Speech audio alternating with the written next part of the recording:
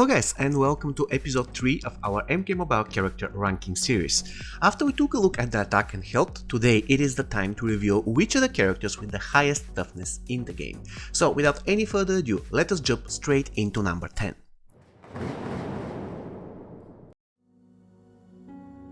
Coming in at number 10 with 49,896 toughness we have two characters, and the first one happens to be Undead Hunter Johnny Cage, another character who got promoted to Diamond in update 2.0 and another character who I kind of liked better when he was GOAT.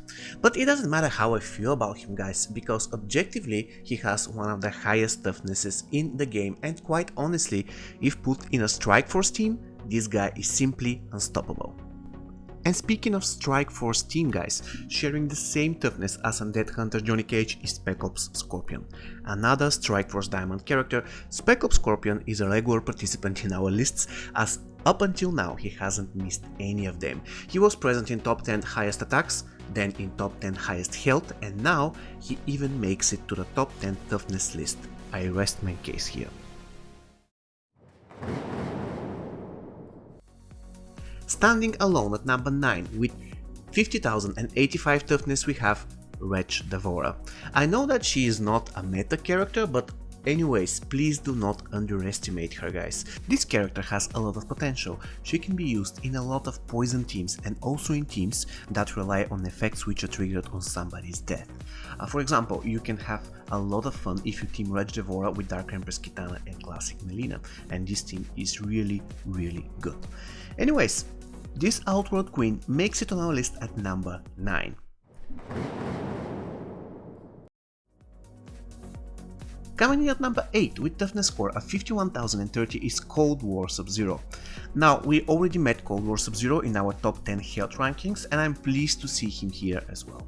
Even though he's one of those characters who excel in specific teams, I do believe that you can use him easily in almost any team as long as you support him properly. I mean, let's face it, he has great health, decent toughness, and he deals tons of damage. What else could you possibly want from a diamond character? And by the way, Cold War Sub-Zero is not alone at number 8, he's accompanied by Punk Cassie. The last member of the Strike Force team surpasses her comrades and gets to number 8 on our list. Well, what can I possibly say about her? Her passive speaks for itself, but on top of that it seems that she's one tough punk girl.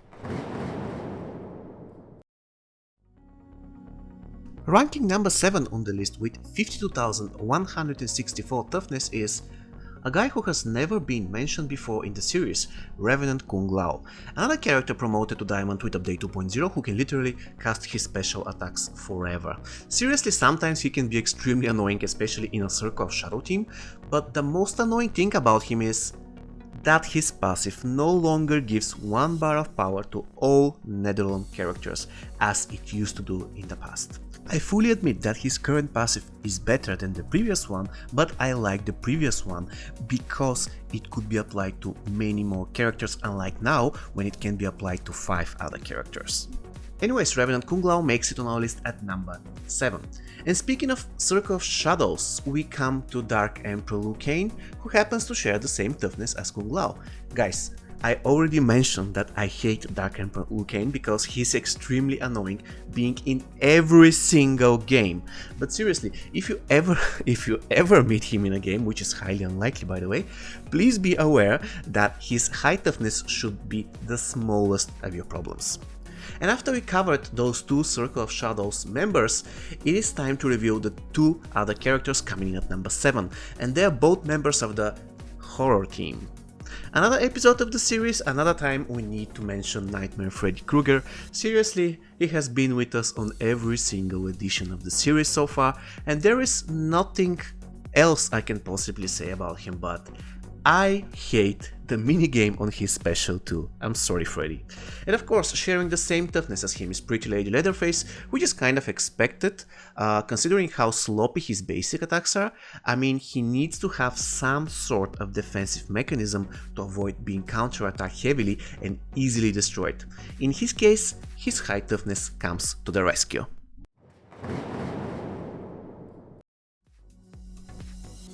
Number 6 on the list, guys, is taken by two characters, and the first one of them is Conqueror Shao Kahn.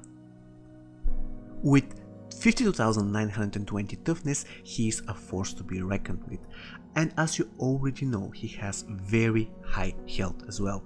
So let's recap everything. His special 2 is unblockable, he has high health, high toughness, high damage. He's a great character, right?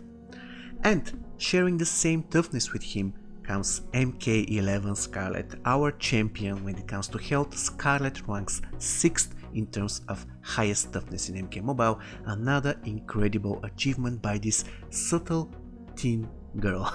Really, I am very puzzled why NetherRealm or Warner Brothers have decided to give Scarlett so much tankiness. It really puzzles me, guys. But it is what it is, there is nothing I can do. Scarlett ranks 6th on our list. Occupying number 5 on the list with 53,563 toughness, we have 3 characters. And the first one is our attack champion Ravenous Melina, which recently got either nerfed or trolled, or let us say bugged, as the second part of her special 2 is no longer unblockable. And this hurts her a lot, by the way, because there are a lot of items out there providing stun resistance. So let us hope that she has been just trolled, because I really don't want to see her nerfed.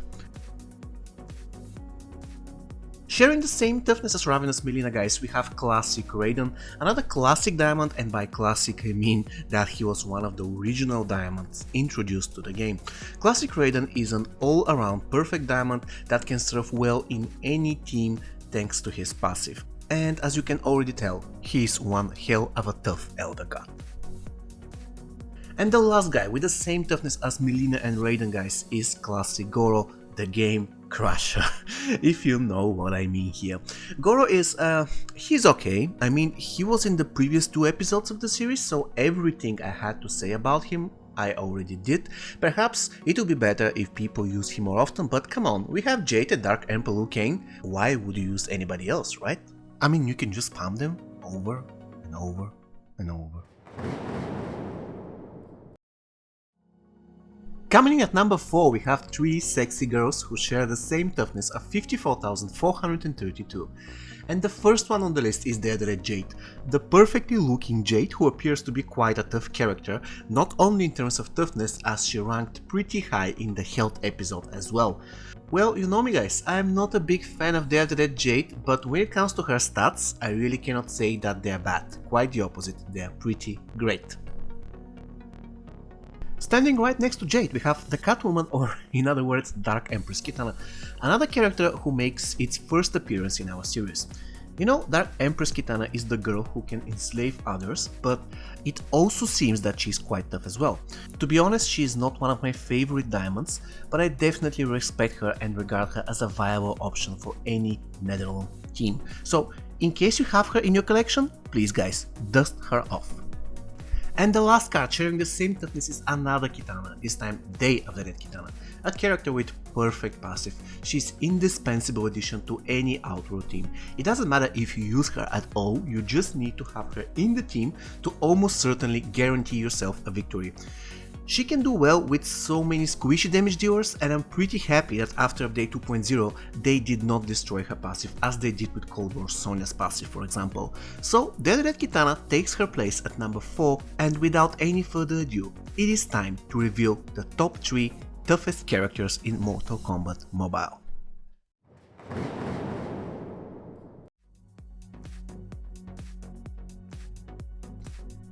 Coming in at number 3 alone, with 55,755 toughness, we have MK11 Scorpion. You shouldn't be surprised, guys, that he is part of each episode of our series. After all, he is a top tier diamond character, and quite honestly, probably in top 10, and why not top 5 best characters in the game. So him ranking as high here shouldn't come as a surprise to anyone. Well done, Mr. Scorpion.